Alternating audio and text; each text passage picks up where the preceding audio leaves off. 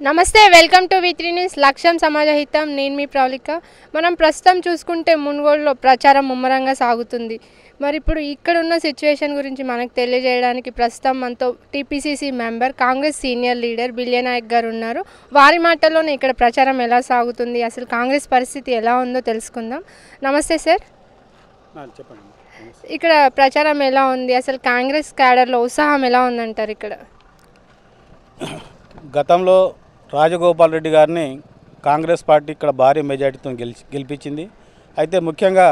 రాజగోపాల్ రెడ్డి గారు కాంట్రాక్టర్ మీద కాంట్రాక్టర్లు 18,000 కోట్లతోని వెళ్ళిపోయిండు బీజేపీ వాళ్ళు ఎర్రబెడితే అయితే ఈరోజు చూస్తే అన్ని గ్రామాల్లో కూడా కాంగ్రెస్ పార్టీ బ్రహ్మాండంగా కసితో ఉన్నారు ఈరోజు పాల్వాయి స్రవంతిని గెలిపించుకోవడానికి అందరు కూడా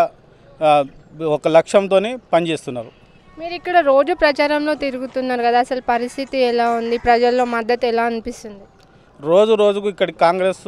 చాలా ఇంకా అంటే ఇంప్రూవ్ అవుతుంది రోజు కూడా పార్టీ ఖచ్చితంగా కాంగ్రెస్ పార్టీ ఈ నియోజకవర్గంలో గెలవబోతుంది అంటున్నారు కదా ఎంత మెజారిటీ వస్తుంది అనుకుంటున్నారు 15-20 వేల మెజార్టీతో గెలవబోతుంది మరి మీకు ప్రత్యామ్నాయం ఎవరంటారు ఇక్కడ ప్రత్యామ్నాయం ఇక్కడ టీఆర్ఎస్ పార్టీ ఎందుకంటే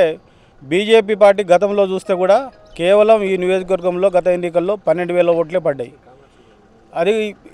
అదేవిధంగా రాజగోపాల్ రెడ్డి కాంగ్రెస్ నుంచి పోటీ చేస్తే 22,000 మెజార్టీతో గెలిచారు కాబట్టి ఈరోజు కాంగ్రెస్ క్యాడర్ ఎక్కడ కూడా చెక్కు చెదరకుండా కాంగ్రెస్ పార్టీకి గెలిపించుకోవాలి గతంలో చూస్తే కూడా గోవర్ధన్ రెడ్డి గారు ఈ కాన్స్టిట్యున్సీలో చాలా అభివృద్ధి పథకాలు చేసిండు చాలా అభివృద్ధి పనులు చేసిండు కాబట్టి ఖచ్చితంగా పాల్వాయి స్రవంతి గతంలో కూడా ఇక్కడ పోటీ చేసిర్రు కాబట్టి ఖచ్చితంగా స్రవంతి గారే గెలుస్తున్నారు మీరేమో ప్రత్యామ్నాయం టీఆర్ఎస్ అంటున్నారు టీఆర్ఎస్ ఏమో కాంగ్రెస్ 25,000 మెజారిటీ వస్తే మేమే గెలుస్తామని అంటున్నారు మీకు టీఆర్ఎస్కి లోపాయికార ఒప్పందం ఏమైనా ఉందా టీఆర్ఎస్ పార్టీకి కాంగ్రెస్ పార్టీకి ఎప్పుడు లోపాయికారి ఒప్పందం లేదు మాకు ప్రధాన శత్రువు టీఆర్ఎస్ ఇక్కడ రాష్ట్రంలో అక్కడ కేంద్రంలో బీజేపీ పార్టీ కాబట్టి ఈ కేంద్ర రాష్ట్ర ప్రభుత్వాలు ఇద్దరిని కూడా బొందబెట్టాలనే ఉద్దేశంతో ప్రజలు అందరు కూడా కంకణబద్దులై ఈరోజు కాంగ్రెస్ పార్టీని గెలిపిస్తున్నారు ఇక్కడ ఫైనల్గా మునుగోడు ప్రజలకు ఏం చెప్పాలనుకుంటున్నారు మునుగోడు ప్రజలకు ఒక్కటే విజ్ఞప్తి చేస్తున్నాము గతంలో ఇక్కడ గోవర్ధన్ రెడ్డి గారు అన్ని గ్రామాల్లో కూడా అభివృద్ధి చేసినారు ఈరోజు బీజేపీ ప్రభుత్వం చూస్తే గ్యాస్ ధరలు అదేవిధంగా పెట్రోల్ డీజిల్ ధరలు విపరీతంగా పెంచింది అదేవిధంగా ఈరోజు ఈ రాష్ట్ర ప్రభుత్వం ఎక్కడ కూడా అంటే డబుల్ బెడ్రూమ్లు అయితేంది అదేవిధంగా నిరుద్యోగుల ఉద్యోగాలు కేవలం ఎర్రయేసిరు అంతేగాని ఎక్కడ కూడా ఉద్యోగాలు భర్తీ చేయలేదు కాబట్టి ఖచ్చితంగా రెండు కేంద్ర రాష్ట్ర ప్రభుత్వాలు కూడా ఈరోజు మునుగోడులో ఓడిపోతున్నాయి